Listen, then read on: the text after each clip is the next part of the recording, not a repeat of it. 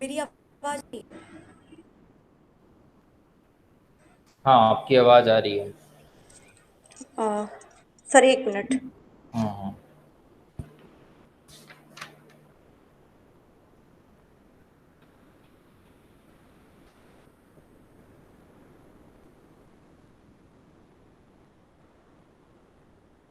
Sir, अब आ रही है आवाज? हाँ, आवाज आ रही है आपकी। सर, एक्चुअली मेरे पास नहीं आ रही है ना, इसलिए एक मिनट। अच्छा।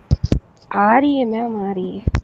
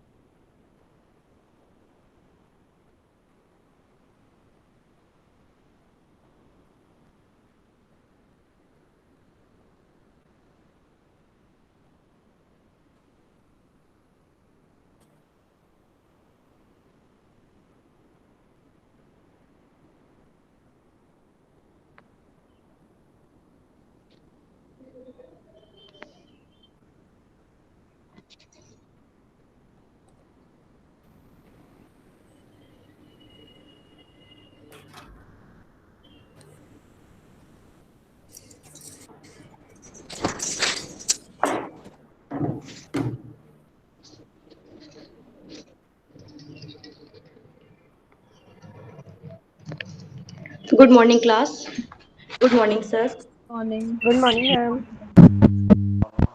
आज आज हमारा fourth paper educational administration and planning है, जिसके अंतर्गत हम मेजरमेंट ऑफ लीडरशिप के बारे में बात करेंगे।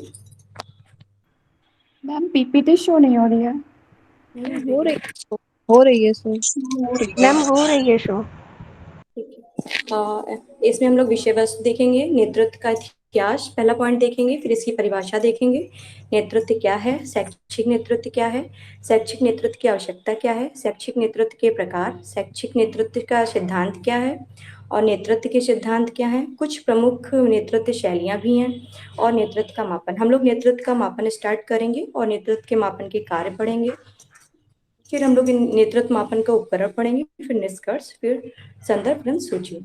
हम लोग पहले पढ़ते हैं नेतृत्व का इतिहास।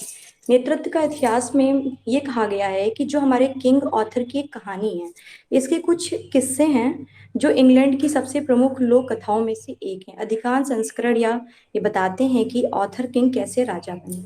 अधिकांश लोग कहते हैं कि जब 14 साल में इनके पिता की मृत्यु हो गई थी, उसके बाद इनको कैसे राजा बनाया जाए उसके बारे में बात की गई।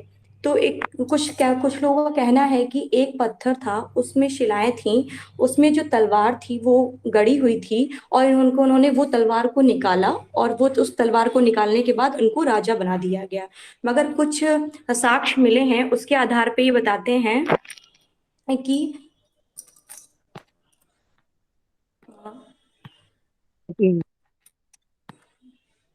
हाँ, कुछ साक्ष्य मिले हैं, उसके आधार पे ये बताते हैं कि जो नेतृत्व की जो तलवार मिली, जो नेतृत्व में जो बने थे यहाँ पे राजा, वो किस तरीके से बने। उन्होंने कहा कि एक लेडी थी, उन्होंने वह तलवार निकाल के उनको दी थी और उनको राजा बनाया गया था। नेतृत्व का सिद्धांत वहीं से ही हमारा आया था।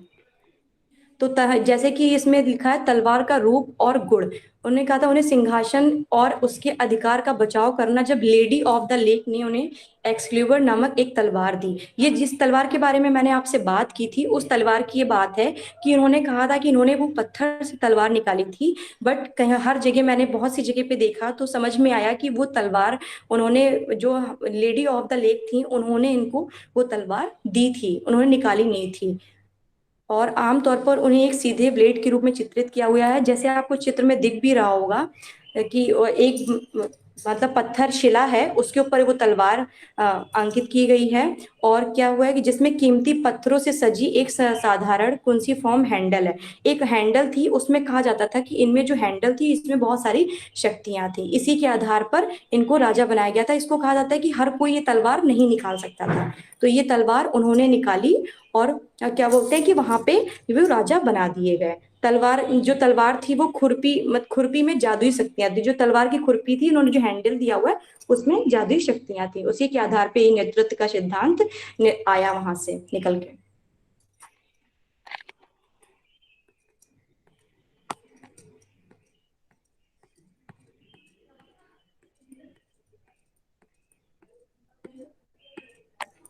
अब हम लोग पढ़ते हैं नेतृत्व के मापन के बारे में। हम लोग का टॉपिक जो है, मेन टॉपिक हमारा यहीं से स्टार्ट है कि नेतृत्व का मापन। नेतृत्व का मापन मापन कैसे होता है, क्यों किया जाता है, इसकी क्या जरूरत है।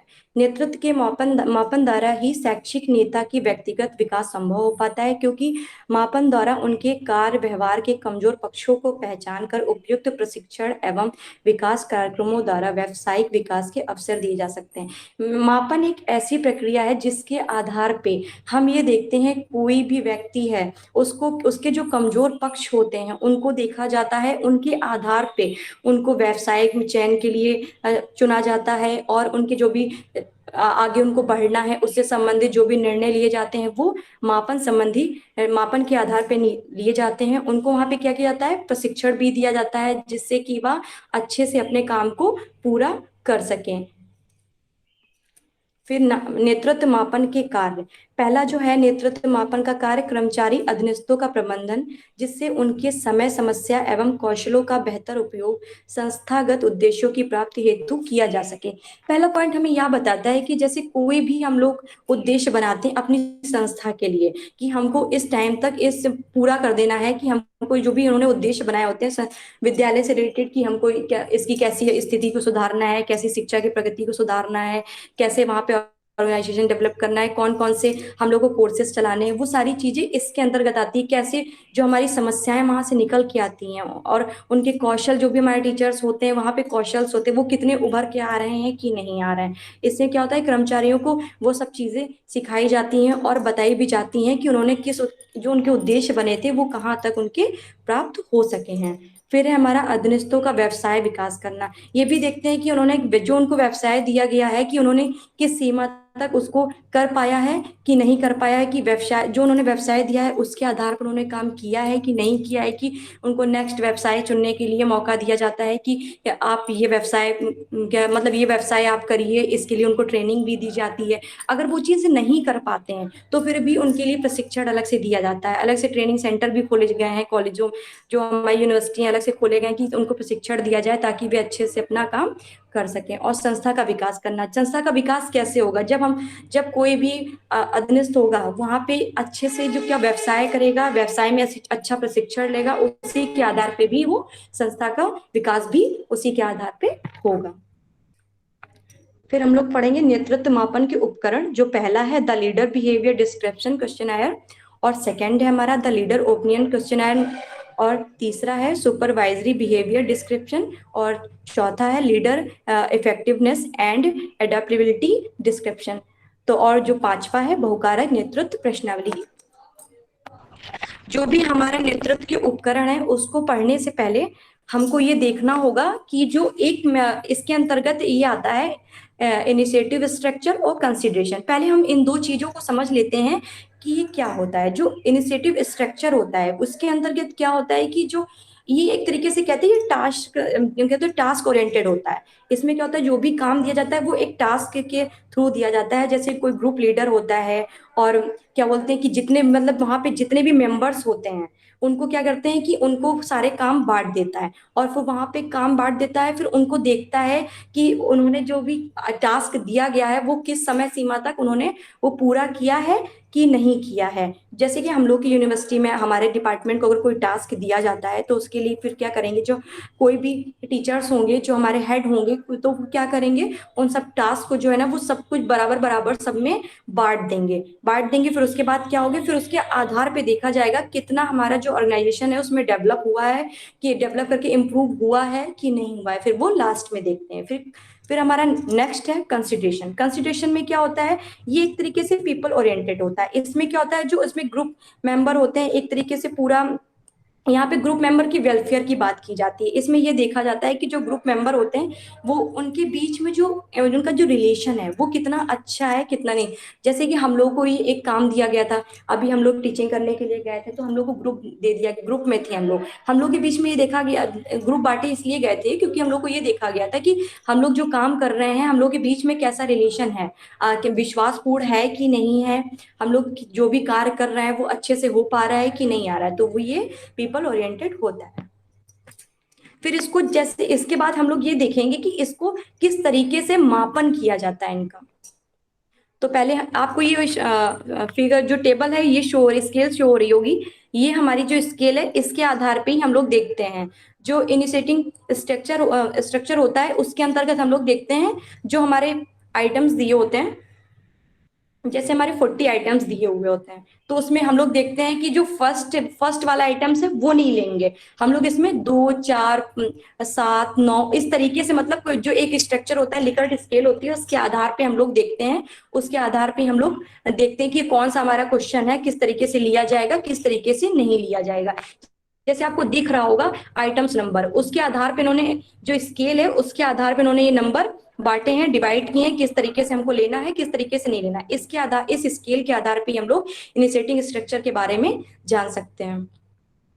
फिर हम लोग देखते हैं कंसिडरेशन स्केल। कंसिडरेशन स्केल के अंतर्गत देखिए, जैसे मैंने आपको बताया था 40 जो क्वेश्चंस दिए होते उसके आधार पे इन्होंने, देखिए ये जो आप दोनों टेबल को मैच करिएगा तो उसके आधार पे आपको समझ में आएगा कि किस तरीके से उन्होंने अपने जो नंबर हैं वो डिवाइड किए हुए हैं। जैसे पहला इसमें इन्होंने पहला पॉइंट दे रखा है, ये एक पूरी 40 नंबर 40 जो थी वो प्रश्नावली पूरी दी हुई थी, उस आधार पे इन्होंने ये अपनी जो स्केल थी उसको बांटा था। फिर हम लोग पढ़ते हैं इसका पहला जो हमारा उपकरण है वो पढ़ते हैं हम लोग LBDQ। इसमें the leader behaviour description question आया। इसके अंतर्गत हम लोग ये देखते हैं इस उपकरण को ओहियो स्टेट यूनिवर्सिटी के पर्सनल रिसर्च फाउंडेशन द्वारा तैयार किया गया था। इसको हैमफेल द्वारा 1950 में निर्मित किया गया था तथा 1952 में हाल्पन तथा वाइनर द्वारा अपनाया गया। यह नेतृत्व व्यवहार के दो आयामों इनिशिएटिंग स्ट्रक्चर तथा कंसिडरेशन पर नेता के व्यवहारों को परिभाषित करता है। जैसे हमने आपको पहले बताया था इनिशिएटिंग स्ट्रक्चर और कंसिडरेशन, इसी के आधार पर जो भी हम लोग स्केल निकालेंगे इसी के आधार पर हम लोग निकालेंगे। फिर इसके प्रत्येक आयाम में 15 कथन को पंचबिंदु पैमाने, ये जो हम लोग देखिए पंचबिंदु पैमाने दिख रहे होंगे आपको, जो ये है 5वें नंबर पे 1 4 3 4 5, इस यहाँ पे 2 था, जो थोड़ा सा मिस्टेक है, 1 2 3 4 5। तो पहले में जो था वो कभी नहीं, सेकेंड में था शायद ही कभी, थर्ड में कभी कभी, चौथे में अक्सर और 5वें में हमेशा। तो ये क्या है, ये लिकर्ट मापनी के द्वारा ही इसको बनाया, मतलब इसके द्वारा ही इसका मापन किया जाता है। और फिर इसके आधार पे क्या है कि जो इनका अंकन प्रणाली है वो किस आधार पे बांटी जाएगी उसको शो करता है। ये 0 से 60 तक के इनके अंकों का विस्तार किया जाता है। जो इनिशिएटिंग स्ट्रक्चर है और कंसिडरेशन स्ट्रक्चर है उसके आधार पे ही देखेंगे कि कैसे क्वेश्चन जो है वहां पे हमको डेवलप करना है, किस आधार पे हमारे निकालना है, कौन सी बिंदु जो हमारी पंच बिंदु प्रणाली है वो किस तरीके से हमको वहां पे डेवलप करनी है। इसके आधार पे मैं एग्जांपल दिखाते हैं, मैंने एक साइट से लिया हुआ था, उस तरीके से उन्होंने यहाँ पे डेवलप किया हुआ है। जैसे आपको ये क्वेश्चंस दिख रहे होंगे, आप देखिएगा। और ये जो यहाँ पे क्या है कि आपने ये देखा होगा कि ये 15 कथनों की पंचबिंदु पैमाने थे, बट ये क्या हो गया, रिवाइज्ड होके जब आया था तो 15 से होके यहाँ पे 29 कथन्स हो गए थे। ये रिवाइज्ड वाली है। और इसमें हमने उन्होंने एक एग्जाम्पल दिया हुआ है, उसके आधार पे हम लोग समझ सकते हैं कि कैसे उन्होंने यहाँ पे डिवाइड किया हुआ है, किस आधार पे बच्चों ने ABCDE इसके आधार पे टेबल दी होती है, उसके आधार पे यहाँ पे क्वेश्चन टिक करते हैं कि कौन सा आंसर शो होना है। जो जैसे कि इसमें देखिए वहां पे टिक करते हैं, आपको कौन सा आंसर समझ में आ रहा है, कौन सा नहीं आ रहा है। तो इसके आधार पे ये क्वेश्चंस दिए होते हैं, इसी के आधार पे हम जो एलबीडीक्यू है वो डिफाइन कर लेते हैं कि कैसा क्या करना है और कैसे नहीं करना है। वो कैसे होता है, जो इनिशिएटिव स्ट्रक्चर होता है, कंसिडरेशन स्ट्रक्चर होता है, उसके आधार पे करते हैं। फिर हम लोग सेकंड पढ़ते हैं द लीडर ओपिनियन क्वेश्चनायर एलओक्यू। इस उपकरण में दो मुख्य तत्व स्ट्रक्चर एवं कंसिडरेशन पर नेता के गुणों का मापन 40 कथनों की पंच बिंदु पैमाने पर किया जाता है। इस उपकरण का विकास साइंस रिसर्च एसोसिएट शिकागो द्वारा 1960 में किया गया। इसमें अंकों का विस्तार 0 से 4 तक होता है। अब इसको इन्होंने क्या किया है, इसमें 0 से 4 तक इनका विस्तार किया गया है। ये भी क्या होता है कि ये पंच बिंदु पैमाने पर किया जाता है। तो हम आपको दिखाते हैं कि किस तरीके से इसमें क्वेश्चनर डिफाइंड होते हैं। तो आपको ये दिख रहा होगा, देखिएगा ऊपर साइड पे, 0 के लिए नेवर, 1 के लिए शेल्डम, सेकंड के लिए ऑकेजनली, थर्ड के लिए ऑफन और फोर्थ के लिए ऑलवेज। इस टाइप से नंबर डिसाइड किए जाते हैं। तो आपने ये देखा होगा कि ये क्वेश्चंस दिया है, 40 क्वेश्चन पूरी है ये। यहाँ पे इन्होंने देखा है कि किस तरीके से यहाँ पे फॉलो करते हैं। ये एक वहाँ पे एक नेट पे पूरी इनकी फाइल दी हुई है, उस तरीके से इनमें जितना भी डिस्क्रिप्शन है, क्योंकि इसका जो मापन किया जाता है बहुत ब्रॉड तरीके से होता है। इस तरीके से हम आपको क्वेश्चनायर दिखा रहे हैं कि इस तरीके से में मापन किया जाता है, इसके लिए फॉर्मूले डेवलप किए जाते हैं और उस तरीके से पूरा अंकन प्रणाली को विस्तारित किया जाता है। फिर हम लोग पढ़ते हैं third supervisory behaviour description SBDQ। यह उपकरण उच्च अधिकारियों के व्यवहारों को निम्न अधीनस्थों द्वारा प्रेक्षण का मापन करता है। इसको E.A. फ्लैशमैन द्वारा a leader behaviour description for industry के नाम से स्टोगॉर्डेल एडिटेड ने leader behaviour in description and measurement में प्रकाशित किया था। यह 48 कथनों की प्रश्नावली है जो इन्हें इनिशिएटिंग स्ट्रक्चर एवं कंसिडरेशन दो आयामों पर नेतृत्व का मापन करती है। इसके अंतर्गत हम लोग देखेंगे ये 48 कथनों की प्रश्नावली है, जैसे कि हम आपको दिखा रहे हैं यहाँ पे। इस तरीके से कथनों का निर्माण किया जाता है। इसमें भी जो भी प्रश्नावली है वो पंचबिंदु प्रणाली पे की जाती है, और ये लिकर्ट मापनी जो हम लोगों ने पढ़ी थी मेजरमेंट में, उसके आधार पे इसमें भी किया जाता है। जैसे आपको क्वेश्चंस दिख रहे होंगे, he is easy to understand, तो आपको इस क्वेश्चन को पढ़ना है, फिर उसके आधार पे always, often, occasionally, seldom, never, आपको इस आधार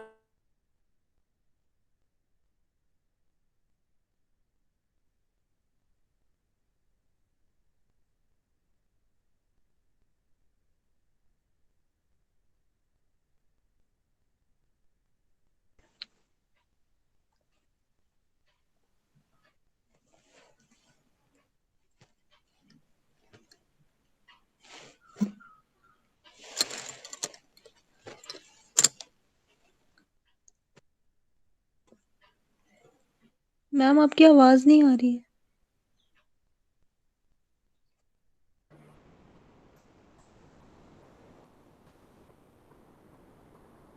है। नेहा, शायद नेटवर्क प्रॉब्लम है कुछ।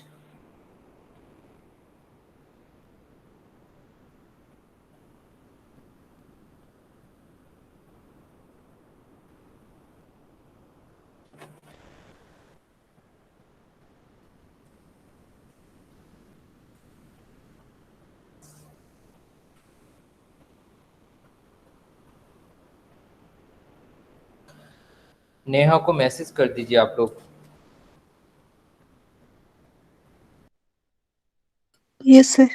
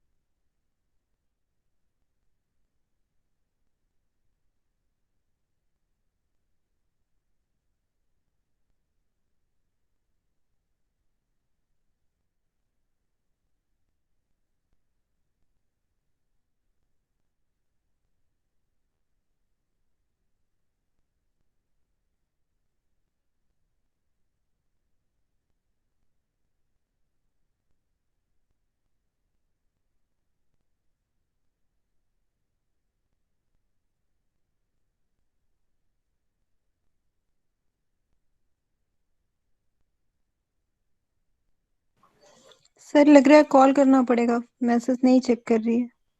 हाँ हाँ, कर दीजिए कर दीजिए।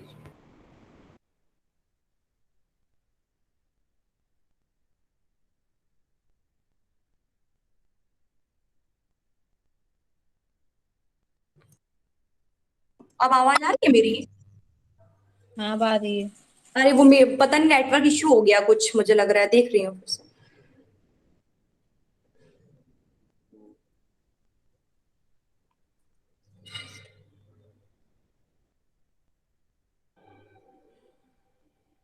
आवाज आ रही है मेरी? आ रही आ रही। आ रही है। हाँ।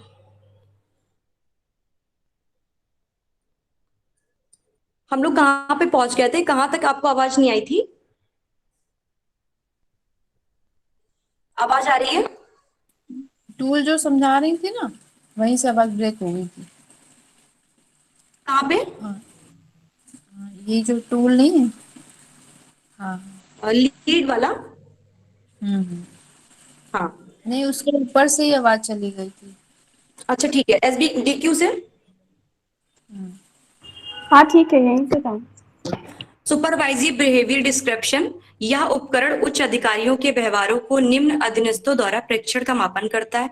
इसे E.A. फ्लैशमैन द्वारा a leader behaviour description for industry के नाम से स्टोगॉर्डल एडिटेड की leader behaviour in description and management में प्रकाशित किया गया। इनकी एक बुक है, वहां पे प्रकाशित किया गया। यह 48 कथनों की प्रश्नावली है जो इनिशिएटिंग स्ट्रक्चर एवं कंसिडरेशन दो आयामों पर नेतृत्व का मापन करती है। फिर हम लोग देखते हैं कि यहाँ पे जो क्वेश्चंस हैं, जैसे पहला क्वेश्चन है he is easy to understand. तो यहाँ पे जो ये क्वेश्चन दिया है, फिर उसके आधार पे हम लोग देखते हैं ABCDE। ये भी लिकर्ट मापनी पंच पदी प्रणाली जो हमारी लिकर्ट मापनी है उसके आधार पे देखना पड़ता है, और वहां पे इस क्वेश्चन को टिक करना पड़ता है कि क्या वहां पे सही है, कहाँ कहाँ पे नहीं सही। फिर उसके बाद में हम लोग ये देखते हैं कि ये 48 तक है, ये 48 है। फिर उसके बाद में जब हम लोग ये सारी जो जितने भी हम लोग हैं ABCDE, हम लोग इसको टिक कर लेते हैं। फिर इसके आधार पर इनिशिएटिव स्ट्रक्चर और कंसिडरेशन, उसके आधार पे हम लोग यहाँ पे मापन करते हैं और यहाँ पे फॉर्मूला लगाते हैं। फिर उसके आधार पे देखते हैं कि कितने हमारे वहाँ पे क्वेश्चंस जो भी यहाँ पे आते हैं, जैसे ऑलवेज कितने आए हैं, ऑफन कितने हैं, इसके आधार पे हम लोग मापन करते हैं। जहां से भी मैंने ये लिया हुआ है वहां पे पूरा इनका पूरा डिटेल दिया हुआ है, किस आधार पे इन्होंने ये स्ट्रक्चर निकाला हुआ है, किस आधार पे नहीं निकाला है, क्योंकि इसकी जो प्रोसेस है वो काफी लेंदी है, इस वजह से मैंने यहाँ पे रखी नहीं है। और ये इसकी जो प्रोसेस है वहां पे मैं आपको बता दूंगी, तो आप लोग अगर चेक करना चाहें तो आप लोग चेक कर सकते हैं। फिर हम लोग पढ़ते हैं next, leader effectiveness and adaptability description lead. इस उपकरण का विकास हर्षे तथा ब्लड चार्ट द्वारा 1978 में किया गया। यह नेतृत्व व्यवहार के तीन पक्षों नेतृत्व शैली का विस्तार एवं शैली अनुकूलनशीलता का मापन करता है। इस उपकरण में स्थित जन नेतृत्व सिद्धांत पर आधारित है। यह अधीनस्थ कर्मचारियों पर यह जानने के लिए प्रशासित किया जाता है कि प्रबंधक की नेतृत्व शैली का प्रशिक्षण किस प्रकार है। इसमें 12 कथन होते हैं, प्रत्येक परिस्थिति के 4 विकल्प होते हैं जिनमें से एक प्रबंधक को चुनना होता है। ये भी हम लोग के जो सिद्धांत हैं उसके आधार पे, जो हमारे नेतृत्व शैली के सिद्धांत है उसके आधार पे हम लोग यहाँ पे देखते हैं कि जो 12 कथन है उस आधार पे जो प्रबंधक होता है उसको चुनना होता है। यहाँ पे हम लोग ये समझ सकते हैं इसके आधार पे, ये एक एग्जाम्पल है कि जैसे कि एक क्वेश्चन आपको दिख रहा होगा पहला, ये देखिए आपको पहला क्वेश्चन दिख रहा होगा, इसके आधार पे हम लोग देखते हैं ये पूरा क्वेश्चन है। फिर उसके आधार पे हम लोग देखते हैं ABCD, फिर यहाँ पे टिक करते हैं। ये जो 12 क्वेश्चन की प्रश्नावली है इसको हम लोग टिक करते हैं। ये देखिए ये पूरी 12 प्रश्नों की प्रश्नावली है, क्वेश्चंस की प्रश्नावली है। फिर इसके आधार पे हम लोग टिक करते हैं, इसके आधार पे हम लोग इसका मापन करते हैं। फिर हम लोग देखते हैं इसकी लास्ट, बहुकारक नेतृत्व शैली। बहुकारक नेतृत्व शैली का निर्माण बास एंड ओलोवियो ने 1985 में किया गया था। नवीन करिश्माई नवीन नेतृत्व सिद्धांतों जैसे मूल्य आधारित नेतृत्व सिद्धांत, रूपांतरण नेतृत्व सिद्धांत आदि का उपकरण आदि पर आधारित है। पंच पद लिकट पैमाने पर आधारित यह उपकरण नेतृत्व के गुणों तथा इन गुणों के अधीनस्थ पर प्रभाव को मैम अधीनस्थों द्वारा SPDQ वाली स्लाइड दिख रही है अभी तो? हाँ, वही स्लाइड दिख रही है जो पहले दिख रही थी। SBDQ। हाँ। हाँ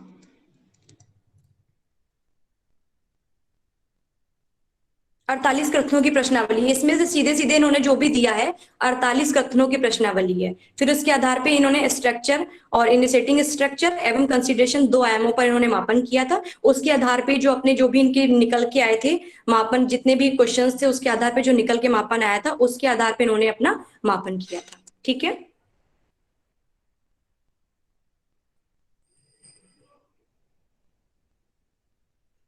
आवाज आ रही है ना आपको? मैम आपको आवाज आ रही है? Yes ma'am. Yes ma'am.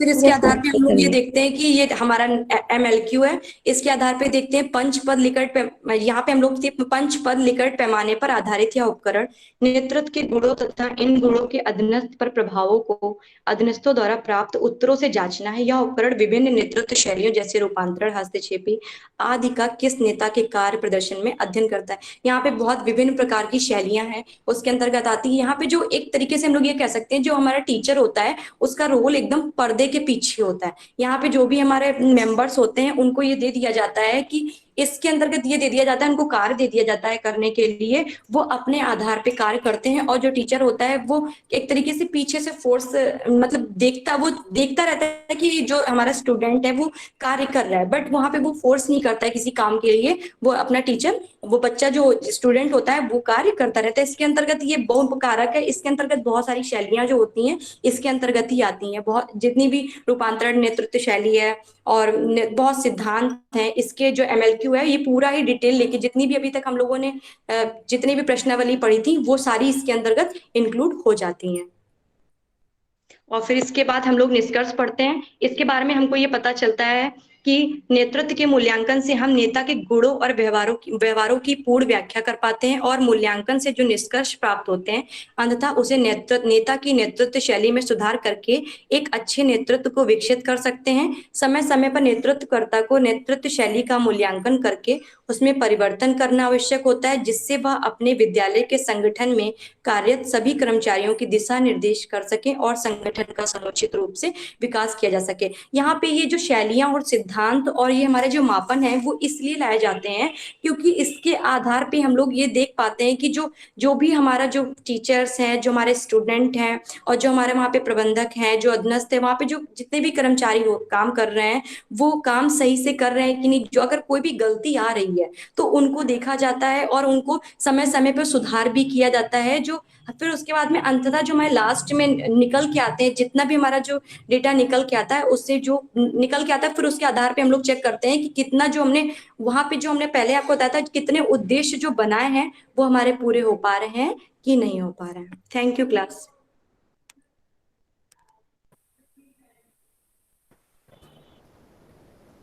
बहुत बढ़िया, बिल्कुल समय में पूरा कर दिया। और यही चीज़ें सब लोगों को आनी चाहिए। क्या कि अगर हमारे पास टाइम लिमिट नहीं है तो हम लोग कैसे अपनी प्रेजेंटेशन को एक्सटेंड कर सकें, और अगर हम लोगों के पास में कोई टाइम बाउंडेशन रख दी जाए, जैसे कि हम लोग ग्रुप डिस्कशन में जाते हैं किसी भी रिक्रूटमेंट प्रोसेस में, तो वहाँ पे 5-5 मिनट का टाइम रख दिया जाता है या 10-10 मिनट का टाइम रख दिया जाता है। तो हम लोगों को कितनी भी हमें नॉलेज हो, कितनी भी हमारे पास इंफॉर्मेशन हो, लेकिन हम लोगों को बात को अपनी 10 मिनट या फिर 5 मिनट के अंदर ही कवर करना होता है। ठीक इसी तरीके से हम लोगों को आंसर लिखने होते हैं। आप लोग कहते हैं बहुत से स्टूडेंट की हम लोग जब कॉपी में लिखना शुरू कर देते हैं तो हम लोगों को आता था, लेकिन हमारा कुछ क्वेश्चन के आंसर लिखने छूट गए या पेपर में ये चीज़ छूट गई। वो छूटती इसीलिए कि हम लोग उसको कंसाइज नहीं कर पाते सिचुएशन के अकॉर्डिंग। ठीक है नेहा, आपने ये चीज़ अच्छे से करी। और आप लोगों को कुछ पूछना है नेहा से तो पूछ सकते हैं। Yes sir. अगर आपको कुछ भी पूछना है तो पूछ सकते हैं मुझसे। सर आपने जो हम लोग को टूल दिया यस था यस लीडरशिप मैम। मेजरमेंट का, तो हाँ, वो वो किसके अंतर्गत आएगा, LBDQ या SP वाला में?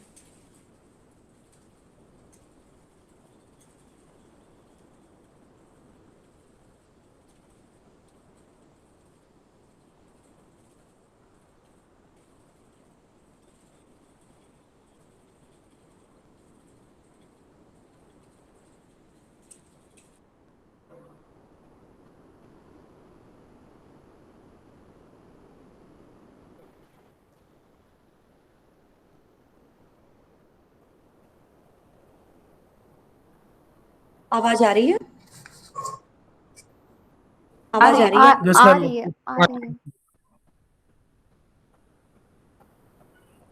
नया मैम क्वेश्चन पूछना था, थोड़ा जो कंफ्यूजन मैं है। जो क्वेश्चन आपने पूछ रही है, जो हम लोग लीड पढ़ाया था ना, लीडर इफेक्टिवनेस एंड एडॉप्टेबिलिटी डिस्क्रिप्शन, वहां पे ये टूल वेरी करेगा।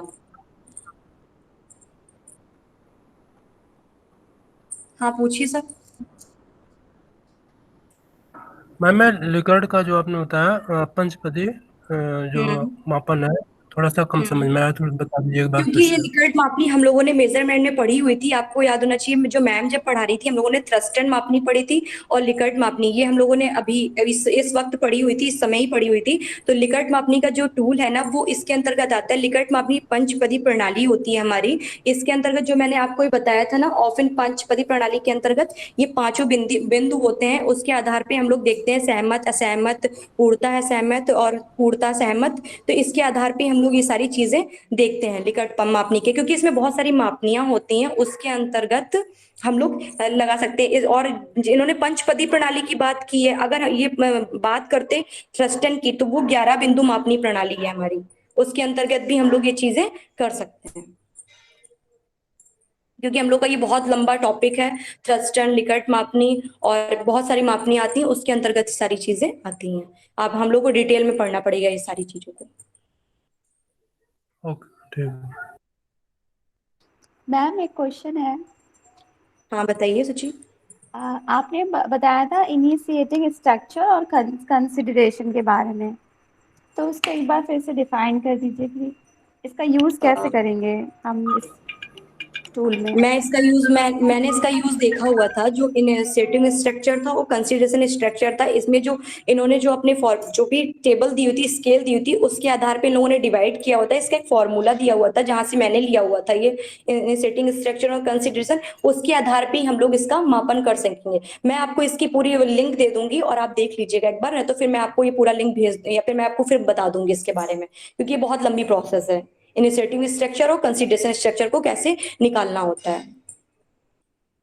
नहीं, निकालना नहीं है, हाँ इसका बताइए। मीनिंग थोड़ा सा डिफाइन कर अच्छा दीजिए। ठीक है, मीनिंग इंसेटिव स्ट्रक्चर का मतलब होता है ये टास्क ओरिएंटेड होता है, और कंसिडरेशन का मतलब होता है ये पीपल ओरिएंटेड होता है। क्योंकि टास्क ओरिएंटेड का मतलब होता है कि वहां पे एक, जैसे कि हमारा एक संस्था हुई है, ठीक है, वहां पे उन्होंने एक लीडर जो बैठे हैं हमारे, उन्होंने एक काम हमारी डिपार्टमेंट ऑफ एजुकेशन को जैसे उन्होंने दे दिया, तो वो उस टास्क को उन्होंने एक समय भी दे दिया, 30 मिनट 30 दिन का समय दे दिया, ठीक है। तो उस टास्क में ये देखा कि उन्होंने, जो हमारे जो लीडर थे, उन्होंने देखा कि जो काम था वो डिवाइड कर दिया, हमारे जो ग्रुप मेंबर्स थे उनमें वो टाइम उन्होंने डिवाइड कर दिया, और हमको वो जो टास्क क्या है वो 30 दिन के अंदर हमको पूरा करना है। जो उद्देश्य बनाए हैं वहां पे वो पूरे हो पा रहे हैं कि नहीं हो पा रहे हैं, ये चीज इनिशिएटिंग स्ट्रक्चर के अंतर्गत आती है। और कंसिडरेशन में हम लोग क्या समझते हैं कि वहां पे जो पीपल ओरिएंटेड होता है, वहां पे जैसे कि अभी हम लोग जब वहां पे रिलेशन देखते हैं, जो हम लोग बीच का रिलेशन है, कि जो ग्रुप होता है हम लोग का दिया जाता है, कि हम लोग के बीच में जो ग्रुप है, जो हम लोग का रिलेशन है वो कैसा है, हम लोग का अच्छा है कि नहीं है। वहां पे ट्रस्ट देखना पड़ता है कि म्यूचुअल ट्रस्ट उनके अंदर है कि नहीं है, उनके विश्वास उनके अंदर है कि नहीं है, कितनी वहां पे जो चीजें सीख रहे हैं वो कैसे सीख पा रहे हैं कि नहीं है, वहां पे उन लोग का ये रिलेशन देखा जाता है कंसिडरेशन में। इसी के आधार पे ही क्वेश्चन भी बनते हैं, क्वेश्चन के आधार, इसी के आधार पे हम लोग जब स्केल निकालते हैं, तो इसी के आधार पे हम लोग पूरी स्केल से गणना करते हैं। ठीक है सुची। ठीक है, ओके। सिंपल शब्दों में हम लोग ये समझ सकते हैं कि जो इनिशिएटिव स्ट्रक्चर है वो टास्क ओरिएंटेड होता है, और जो कंसिडरेशन होता है वो हमारा पीपल ओरिएंटेड होता है। ठीक है, ठीक है ठीक है सुची। आप लोग, ओके हाँ, ओके। आप लोग एक चीज़ का और ध्यान रखना, जब आप लोग पीपीटी प्रेजेंट करते हैं और लास्ट वाली स्लाइड होती है जिसमें आप लोगों की बिब्लियोग्राफी और रेफरेंस लिखा होता है, तो अभी आप लोग क्योंकि पीपीटी में बना रहे हैं और आप लोग क्योंकि लिंक आपका लंबा होता है और वो आप पूरा उसको कॉपी पेस्ट करते हैं, तो वो शायद नहीं आ पाता है, या फिर जो भी रहती है प्रॉब्लम, या दूसरी स्लाइड में चला जाता है। तो अब जब आप लोग अपने डिजर्टेशन की तरफ जाएंगे या कोई भी फर्दर थीसिस की तरफ जाते हैं, पीएचडी थीसिस की तरफ, तब आपको ये ध्यान रखना है कि आप जैसे रेफरेंस लिखते हैं वैसे ही लिखेंगे। लास्ट में उसको DOI या URL जो लिंक होता है हम लोगों का, उसको आप कॉपी और पेस्ट करेंगे, ठीक है। जैसे कि आप लोगों के पास में एक मैनुअल मैंने दिया था 7th वाला जो एडिशन था हम लोगों का AP स्टाइल का, उसको एक बार ध्यान से आप लोग देख लेना, जिससे कि कोई आगे जाके जब ऑफिशियली आप कोई रिपोर्ट तैयार करते हैं तो उसमें प्रॉब्लम ना आए। ठीक, यहाँ पे आप लोग क्या यस करते हैं कि हाँ, लिंक को ऐसे ही कॉपी पेस्ट कर देते हैं, आप सभी लोग यही काम कर रहे हैं। तो वो क्या करना कि उसका रेफरेंस लिखा जाता है। अब कुछ स्टूडेंट ये कहते हैं कि हम लोगों को तो हमने नेट से देखा है, हम लोगों को पता ही नहीं इसका ऑथर क्या है, उसकी ईयर क्या है, तो वो ऑथेंटिक नहीं है। वही वाली बात आ जाती है ना, रेफरेंस तो हम जब भी देंगे जब हमें पता होगा ये बात किसने कही है। अगर अदरवाइज वो रेफरेंस है ही नहीं, वो तो हम कहीं से भी कोई चीज़ भी लिख सकते हैं कि ये हमें सुनने में आई है ऐसी चीज़ ऐसी, तो वो रेफरेंस नहीं है। रेफरेंस का मतलब है आप किसी पर्टिकुलर ऑथर का नाम ले रहे हैं, उसका कब लिया, उस ईयर को बता रहे हैं, और कहाँ लिया, किस बुक या किस जर्नल में लिया, वो आप बता रहे हैं। वो चीज़ देखकर फिर आप उसको रेफरेंस देकर डॉट लगा के उसका पूरा URL या DOI लिखिए। ठीक है, ये चीज़ का ध्यान रखना। Yes sir. ठीक है, सर चलिए एक्चुअली फिर। हाँ सर, हाँ मैं हाँ एक बात हाँ, करना चाहूंगी सर, जो हाँ जैसे मैंने मापन पढ़ाया है ये वाला, सर इसके अंतर्गत जितने भी हाँ जो हाँ मापन दिए हुए थे पांचों, सर इसका जो मैंने लिंक जहाँ से लिया हुआ है, ये सारा सर पूरी डिटेल दी हुई है किस तरीके से इसमें मापन हुआ है, ये सारा उसके अंतर्गत दिया हाँ, हुआ था। बिल्कुल बिल्कुल, ठीक है। यस तो वो सर। आपकी कोई वेबसाइट होगी, है ना, वेबसाइट यस होगी, उसको वेबसाइट अगर है, आप यस सर थोड़ा पूरी वेबसाइट है एलबी, हाँ जैसे कि हम लोग ये डाला था, जैसे मैंने LBDQ डाला था, तो उसकी पूरा सर ये उनका पूरा जो क्या बोलते हैं एक डिजर्टेशन टाइप की है, वो पूरी निकल के आ हाँ रही है उनकी। हाँ हाँ हाँ, ठीक। तो अब आप अगर थोड़ा सा सर्च करती ना, तो उसमें उसका ऑथर भी मिल जाता आपको, उसका ये भी पार्ट मिल यस सर जाता है कि ऑथर किस थे ईयर में। सर, सब कुछ था सर, मुझे ये समझ में नहीं आ हम्म रहा था सर हम्म, एक्चुअली में कि मुझे, मैंने आपको बताया मुझे ऑथर भी था, सब कुछ थे उनके वहां पे, मुझे हम्म, ये समझ में नहीं आया क्योंकि हमें याद आ रहा था सर मुझे कि हमने वो लिंक ही कॉपी कर दिया, तो वहां पे वो अच्छा लिंक अच्छा, नहीं कॉपी करके उनका जो जनरल का ठीक। नाम था और जो बुक थी वो करना था, है ना सर। सर ठीक नेक्स्ट है। टाइम से ध्यान देंगे कि वही कर हाँ लेंगे। हाँ हाँ हाँ, वही चीज़ आप लोग ध्यान रखना, क्योंकि आप लोगों के काम की ज़्यादा चीज़ें हैं, क्योंकि आप लोग डिजर्टेशन पे काम करेंगे। ठीक है। और आप लोग एक चीज़ और पूछनी थी मुझे, आप लोग गूगल फॉर्म को यूज़ करना जानते हैं सभी लोग? गूगल फॉर्म सर बनाना जानते हैं आप? सर अभी तो नहीं जानते, बट यस सर सर। बता दीजिए यस तो सर। सीख लेंगे। हाँ हाँ, आप लोग सीखिए, क्योंकि अगर आप लोगों का डेटा कलेक्ट गूगल फॉर्म के थ्रू हो सकता है, ऐसा हो सकता है कि आप लोगों के साथ यस सर, डिजर्टेशन की हम लोग के यस प्रिपरेशन। सर, साथ हो तो सर सकता है। मेरे साथ हो सकता है। सर इसमें ये प्रॉब्लम होती है कि बहुत से लोग उसको रिप्लाई नहीं करते हैं। हाँ हाँ हाँ हाँ जरूरी नहीं है कि हम जिन्हें सेंड कर रहे हैं वो उसको फिल करके भेजें, ऐसा जरूरी नहीं होता। हाँ, कोई बात नहीं, वो तो चीज़ें हैं, लेकिन कुछ डेटा मिलेगा आपको, है ना, कुछ डेटा मिल जाएगा। जैसे आप लोग अपना कंसाइज कर देंगे, 100 की बजाय 50 कर देंगे, 60 कर देंगे, तो अगर 60 डेटा मिल जाता है, 60 कैंडिडेट का डेटा मिल जाता है आपको, तो आप लोगों का डिजर्टेशन काम क्वांटिटेटिव हो सकता है, अदरवाइज कोई चांस नहीं है। इसके अलावा ऑनलाइन डेटा कलेक्शन के अलावा कोई चांस नहीं है कि आप लोग क्वांटिटेटिव अपना रिसर्च कर सकें, क्योंकि ये हम लोग कल भी डिस्कस कर रहे थे कि ये चीज़ें थोड़ी सी ऐसी हो गई हैं कि हम लोगों को शायद अपना चेंज करना पड़ेगा कुछ चीज़, अगर ये वाली